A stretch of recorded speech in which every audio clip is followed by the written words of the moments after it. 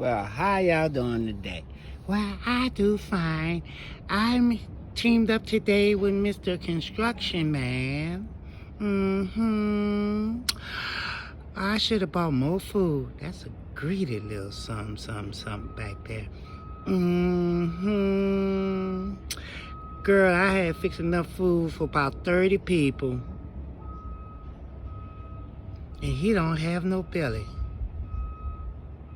Just a little bitty bulge. I mean, and then he had the nerve to start eating the plastic off the tank, y'all.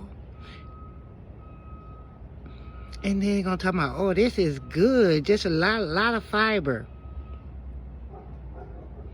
Somebody must have dropped him on his head and then hit him up with a hammer later.